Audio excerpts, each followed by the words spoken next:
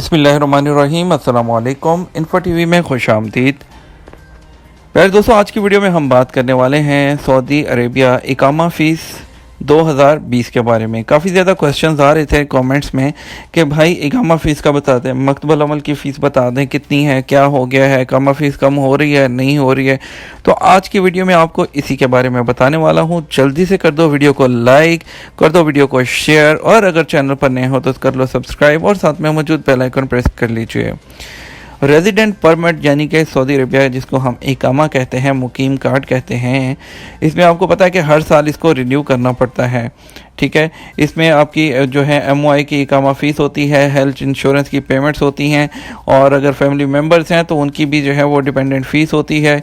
इस तरह ये सब करने के बाद आपका इकामा रिन्यू किया जाता है। ठीक है, और कुछ लोगों की मकतबल अमल की फ़ीस कम होती है, जैसे कि हाउस ड्राइवर्स हैं, साइखास जिनको हम कहते हैं, और इसके अलावा स्मॉल इस्टेब्लिशमेंट्स हैं जो कि छोटे मुअस्ससे होते हैं जिनके 4 से कम होती हैं, उनकी भी जो है आपको पता है कि फ़ीस जो है वो कम होती है। अगर अभी हम बात करें कि अभी इकामा फ़ीस 1441 यानी कि हिजरी और 2020 में कितनी होगी, अगर आपकी कंपनी में 50% जो है एम्प्लॉयज़ जो हैं वो सऊदी हैं तो आपकी जो है इकामा फ़ीस ऐसे होगी।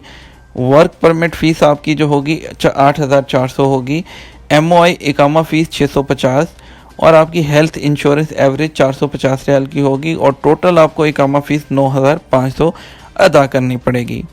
अगर आपके 50% से जो है वो ज़्यादा हैं सऊदी आपके जो है जो अजनबी आपके ज़्यादा हैं और उससे सऊदी कम हैं, तो मकतबल अमल की फ़ीस आपको 800 रियाल के हिसाब से माहाना 9600, और MOI की इकामा फ़ीस 650, हेल्थ इंश्योरेंस 450, तो ये आपको इकामा 10,700 रियाल में पड़ेगा आपको इकामा। ठीक है, और इसी तरह आपको बताते चले, जैसे अगर तो कोई डिपेंडेंट्स हैं तो उसमें आपको 300 रियाल के हिसाब से जुलाई 2020 से जो है वो जुलाई 2020 तक आपको 300 रियाल के हिसाब से पे करना होगा। उसके बाद 400 रियाल आपको बाकी के मंथ के पे करना होंगे।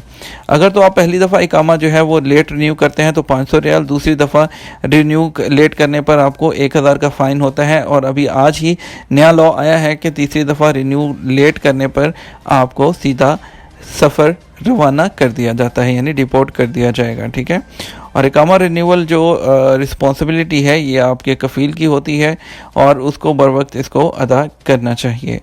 उम्मीद करते हैं आपको समझ आ गई होगी इकामा फ़ीस की और मकतबल अमल की, यानी कि अगर सऊदी हैं और सऊदी 50% से ज़्यादा हैं तो आपका इकामा जो बनेगा वो आपका 9,500 में बनेगा, और अगर सऊदी कम हैं तो 10,700 में बनेगा। ठीक है, उम्मीद करते हैं वीडियो पसंद आई होगी। इंशाल्लाह मिलेंगे एक नई वीडियो में, तब तक अपना ख्याल रखिएगा। अस्सलाम वालेकुम वरहमतुल्लाहि वबरकातुहू।